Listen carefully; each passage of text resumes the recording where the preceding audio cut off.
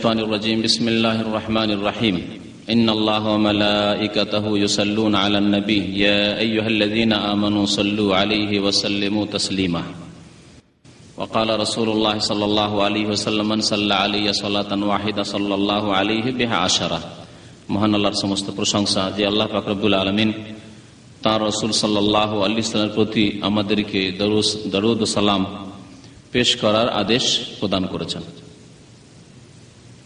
আল্লাহুম্মা সাল্লি আলাইহি আল্লাহুম্মা বারিক আলাইহি। আজকের বিষয়বস্তু হচ্ছে ফাজাইলে দুরুদ এবং তাবলীগ জামাত। ফাজাইলে দুরুদ সম্পর্কে আল্লাহ পাক রব্বুল আলামিন কোরআনে কারীমের সূরা আহজাবের আয়াত নম্বর 56-তে ইরশাদ করেছেন, ইন্নাল্লাহা ওয়া মালাইকাতাহু ইউসাল্লুনা আলান নবী। নিশ্চয় আল্লাহ পাক রব্বুল আলামিন এবং তার ফেরেশতাগণ ইউসাল্লুনা আলান নবী, নবী করিম সাল্লাল্লাহু আলাইহি সাল্লাম এর জন্য সালাত করেন, যে সালাতকে আমাদের দেশের মানুষরা দুরুদ বলে। আল্লাহ পাকের পক্ষ থেকে সালাত হয়, রাসূলুল্লাহ সাল্লাল্লাহু আলাইহি ওয়াসাল্লামের উপর দুরুদ হয় এবং নবী করিম সাল্লাল্লাহু আলাইহি ওয়াসাল্লামের উপর ফেরেশতাগণের পক্ষ থেকেও হয়। এর পার্থক্য কি? সালাতের অর্থ কি? আল্লাহর ক্ষেত্রে সালাতের অর্থ কি এবং ফেরেশতাগণের ক্ষেত্রে সালাতের অর্থ কি বা দুরুদের অর্থ কি? দুরুদ শব্দটি ফার্সি, যেমন নামাজ শব্দ ফার্সি, রোজা শব্দ ফার্সি। এগুলি ইসলামী পরিভাষাকে ইন্ডিয়া, বাংলাদেশ, পাকিস্তানের উর্দু ভাষীরা, ফার্সি উর্দু ভাষীরা আর তাদের দেখা দেখি বাঙালিরা এই শরীয়তি ভাষাগুলিকে আরবি থেকে ফার্সিতে নিয়ে চলে গেছে, যদিও উচিত ছিল তাদের আরবিতেই রাখা, কারণ এগুলি শরীয়তের টার্ম বা শরীয়তের পরিভাষা। তো যাই হোক, মানুষকে বোঝাবার জন্য দুরুদ বলছি, না হলে আসলে সেটি হচ্ছে নবী সাল্লাল্লাহু আলাইহি ওয়াসাল্লামের উপর সালাত। সালামটাকে ঠিক রেখেছে, আবার কি বলে দুরুদ ও সালাম, তাই না? আল্লাহ পাকের পক্ষ থেকে নবী করিম সাল্লাল্লাহু আলাইহি ওয়াসাল্লামের উপর সালাতের অর্থ হচ্ছে আল্লাহর পক্ষ থেকে তার প্রতি রহমত বর্ষিত হওয়া, একটি অর্থ। আর একটি অর্থ সহিহ বুখারীতে প্রখ্যাত তাবেঈ আবুল আলিয়া রাহমাতুল্লাহি আলাইহি উল্লেখ করেছেন। আর তাবেঈ যখন উল্লেখ করেছেন তখন নিশ্চয় তিনি কোন সাহাবী থেকে শুনেছেন, নিজের পক্ষ থেকে খেয়াল খুশি বলতে পারেন না। এটি তাদের সম্পর্কে আমাদের দ্বীনি বিশ্বাস। আর সাহাবী থেকে শুনেছেন তখন এই বিষয়টি যেহেতু শরীয়তি বিষয়, দ্বীনের বিষয়, তখন সাহাবাও নবী করিম সাল্লাল্লাহু আলাইহি ওয়াসাল্লাম থেকে অবশ্যই শুনেছেন। আল্লাহ পাকের সালাত, বলছেন আবুল আলিয়া রাহমাতুল্লাহ আলাইহি তাবেঈ, যে আল্লাহ পাকের সালাত রাসূলুল্লাহ সাল্লাল্লাহু আলাইহি ওয়াসাল্লামের উপর, অর্থাৎ সানাউহু আলাইহি ফিল মালাইকাতিল মুকাররাবিন, আল্লাহ পাকের আরশে আজিমের নিকট, আল্লাহ পাকের দরবারে যে নিকটবর্তী ফেরেশতাগণ রয়েছেন, মালায়েকা মুকাররাবিন রয়েছেন, তাদের সামনে নবী করিম সাল্লাল্লাহু আলাইহি সাল্লামের ভালো আলোচনা, নবী সাল্লাল্লাহু আলাইহি সাল্লামের কথা উল্লেখ করা। আল্লাহ পাক তার দরবারে প্রিয় নবী সাল্লাল্লাহু আলাইহি সাল্লামের কথা ফেরেশতাগণের সামনে উল্লেখ করেন, প্রশংসামূলক। এ হচ্ছে এর অর্থ। আর আরেকটি অর্থ হলো আল্লাহ পাকের পক্ষ থেকে রহমত বর্ষণ করা, কারণ প্রত্যেক বান্দা, নবী হোক আর রাসূল হোক, অন্য কেউ হোক, আল্লাহ পাকের রহমতের মুখাপেক্ষী। নবী করিম সাল্লাল্লাহু আলাইহি সাল্লাম ইরশাদ করেছেন যে কোন মানুষ নিজের আমল দিয়ে জান্নাতে যেতে পারবে না। নবী করিম সাল্লাল্লাহু আলাইহি সাল্লামকে সাহাবারা জিজ্ঞাসা করলেন যে ওয়ালা আনতা ইয়া রাসূলুল্লাহ, আপনি আপনার আমল দিয়ে জান্নাতে যেতে পারবেন না? আমল দিয়ে, শুধু ঈমান এবং আমল দিয়ে। নবী করিম সাল্লাল্লাহু আলাইহি সাল্লাম বলেন ওয়ালা আনা ইল্লা আন ইয়াতাগাম্মাদানি আল্লাহু বিরাহমাতিন মিনহু ওয়া ফাযলিন। এমনকি আমিও এই কথা বলতে পারি না গৌরব করে যে আমার আমল দিয়ে, ঈমান দিয়ে জান্নাতে চলে যাব। তবে ঈমান আমল আল্লাহ পাকের রহমতের মাধ্যম। ঈমান আমল ছাড়া আবার জান্নাত যাওয়া যায় না। তার মানে এই নয় যে কেউ বেনামাজি হবে, আধা নামাজি হবে, কেউ ফাসিক হবে, চুরি করবে, হারাম খাবে, আর বললে আল্লাহর রহমত হলে জান্নাত চলে যাব না। আল্লাহর রহমত কার জন্য হবে? মুমিন এবং সৎকর্মশীল, ঈমান এবং যারা সৎ আমল করেছে তাদের জন্য। তো নবী করিম সাল্লাল্লাহু আলাইহি ওয়াসাল্লাম কি বললেন? ইল্লা আইয়াতাগাম্মাদানি আল্লাহু বিরাহমাতিন মিনহু ওয়া ফাযলিন, তবে আল্লাহ পাক যদি তার রহমত দিয়ে আমাকে ঢেকে নেন এবং তার অনুগ্রহ দিয়ে, তাহলে আমি জান্নাতে যেতে পারবো। এবং সবচাইতে বেশি আল্লাহ পাকের রহমতের হকদার রাসূলুল্লাহ সাল্লাল্লাহু আলাইহি ওয়াসাল্লাম। তো আল্লাহর পক্ষ থেকে রহমত বর্ষিত হয়, বা আল্লাহ পাক রব্বুল আলামিন তার পাক দরবারে আরশে আযমের কাছে 7 আসমানের উপর তিনি নবী করিম সাল্লাল্লাহু আলাইহি ওয়াসাল্লামের কথা ফেরেশতাগণের সামনে উল্লেখ করেন। এ হচ্ছে আল্লাহ পাকের পক্ষ থেকে সালাত। আমাদের দেশের বেদাতি বক্তারা বলে আল্লাহও দুরূদ পেশ করছে। পেশ করা জিনিসটি এমন হয় যে যেন বড়ের কাছে ছোট কোনো কিছু পেশ করে, তাই না? তো আল্লাহ দুরূদ পেশ করছে। বিদাতি বাঙালি অথবা উর্দু ভাষী, হিন্দি ভাষী, ফার্সি ভাষী, এরা জানে না আরবি ভাষা সম্পর্কে, তেমন জ্ঞান নেই তাদের। আরবি ভাষার খেয়াল খুশি তর্জমা করে আর বেয়াদবি করে, আল্লাহ পাকের শানে বেয়াদবি করে। আল্লাহ পাক রব্বুল আলামিন রহমতের মালিক, তিনি তার রাসূল সাল্লাল্লাহু আলাইহি সাল্লামের উপর রহমত বর্ষণ করেন। এই হচ্ছে ইন্নাল্লাহা ওয়া মালাইকাতুহু ইউসাল্লুনা আলান নবী। ফেরেশতাগণ রহমতের মালিক নন। সুতরাং ফেরেশতাদের পক্ষ থেকে সালাত মানে তারা আল্লাহ পাকের নিকট দোয়া করেন যে আল্লাহ তোমার নবীর উপর রহমত বর্ষণ করো। আল্লাহ পাকের কাছে ফেরেশতাগণ দোয়া করেন। এ হচ্ছে ফেরেশতাগণের সালাত পেশ করার হচ্ছে অর্থ।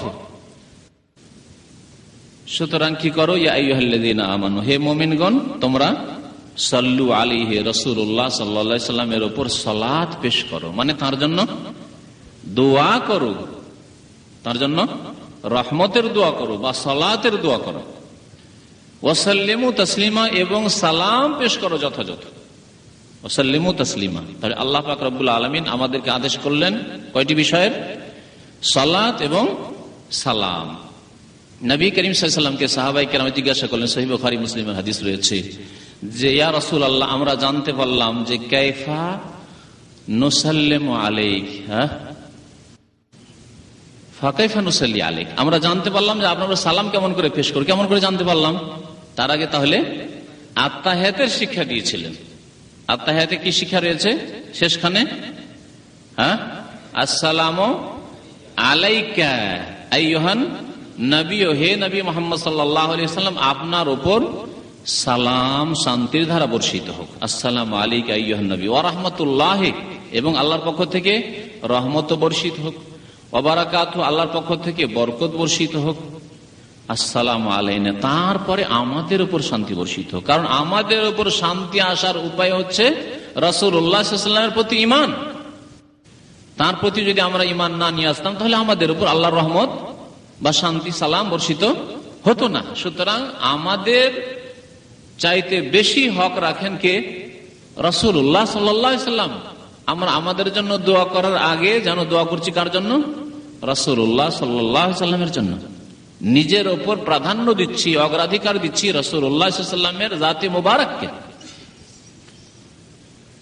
আসসালামু আলাইনা ওয়া আলা ইবাদিল্লাহিস সালিহিন, নিজের জন্য 2 নম্বরে, আগে নবীর জন্য সাল্লাল্লাহু আলাইহি ওয়াসাল্লাম, তারপরে নিজেদের জন্য আলাইনা ওয়া আলা ইবাদিল্লাহিস সালিহিন 3 নম্বরে। যত সৎ বান্দা রয়েছে ইবাদিল্লাহ, আল্লাহর নেক বান্দাদের উপরও শান্তির ধারা বর্ষিত হোক, সালাম বর্ষিত হোক। নবী করিম সাল্লাল্লাহু আলাইহি ওয়াসাল্লাম ইরশাদ করেছেন, যখন এই দুয়া মানে আত্তাহিয়াত পড়ে বান্দা, নামাজের মধ্যে পড়ে, তাই না? আত্তাহিয়াত যখন পড়ে তখন আসাবা কুল্লা আবদিন সালিহিন ফিস সামাই ওয়া ফিল আরদ, আসমানে হোক জমিনে হোক যত আল্লাহর নেক বান্দা আছে সমস্ত নেক বান্দা এই দোয়া থেকে কি পায়? ভাগ পায়। এই দোয়া পৌঁছে তার জন্য। আসমানে কোন নেক বান্দা আছে? মালায়েকা, ফেরেশতাগণ। জমিনে মানুষ মুমিন মুমিনাত এবং মানুষ মুমিন মুমিনাত এবং জিন মুমিন মুমিনাত। ওয়া আলা ইবাদিল্লাহিস সালিহিন, তাহলে জিনও এর থেকে নেকি পায় আপনার দোয়া আমার দোয়া থেকেই। ওয়া আলা ইবাদিল্লাহিস সালিহিন যখন বললেন, নবী করিম সাল্লাল্লাহু আলাইহি ওয়াসাল্লামকে সাহাবারা জিজ্ঞাসা করলেন, ফাকাইফা নুসাল্লি আলাইক, তাহলে আমরা সালাত কেমন করে পেশ করব? 2টো হুকুম হয়েছে আল্লাহ পাকের। একটা হচ্ছে সাল্লু আলাইহি ওয়া সাল্লিমু তাসলিমা, সালাম তো শিখে নিলাম আত্তাহিয়াতে। সালাত কি করে পেশ করব? দরুদ যেটিকে বলছেন দেশি ভাষায়, এই সালাত কি করে পেশ করব? নবী করিম সাল্লাল্লাহু আলাইহি ওয়াসাল্লাম বললেন, কুলু, তোমরা বলো, আল্লাহুম্মা সাল্লি আলা মুহাম্মদ ওয়া আলা আলি মুহাম্মদ কামা সাল্লাইতা আলা ইব্রাহিম ওয়া আলা আলি ইব্রাহিম ইন্নাকা হামিদুম মাজিদ আল্লাহুম্মা বারিক আলা মুহাম্মদ ওয়া আলা আলি মুহাম্মদ কামা বারাকতা আলা ইব্রাহিম ওয়া আলা আলি ইব্রাহিম ইন্নাকা হামিদুম মাজিদ। তাহলে সালাত এবং সালাম কেমন করে পেশ করতে হবে রাসূলুল্লাহ সাল্লাল্লাহু আলাইহি সাল্লাম শিখিয়ে দিয়েছেন। ফাজাইলে দুরুদ সম্পর্কে একটি খণ্ডই রয়েছে ফাজাইল আমলের বা তবলিগে নিসাবের। তবলিগে নিসাবের একটি অংশ হচ্ছে যার নাম হচ্ছে ফাজাইলে দুরুদ। ফাজাইলে দুরুদে কোরআনী আয়াত দিয়ে শুরু করেছেন মাশাআল্লাহ, তারপরে হাদিস নিয়ে এসছেন বেশ কিছু সহিহ, তারপরে জয়ীফ হাদিসও নিয়ে এসছেন, তারপরে শুরু করেছেন স্বপ্ন, কিসসা, কাহিনী, আর ওইগুলিতে গিয়েই বড় মুসিবত করেছেন। সামনে দিয়ে চলে আসে। গত সপ্তাহে আমাদের এক ভাই জিজ্ঞাসা করছিলেন যে এই জামাত তাদের ভুল ত্রুটি আছে কিন্তু তারা তো ভালো কাজও করছে। কথাটা ঠিক তাই না? ভালো কাজও করছে। তো কোন জামাত যদি ভালো কাজও করে আর ভুল ত্রুটি থাকে তো সেই জামাতের সাথ দেবেন?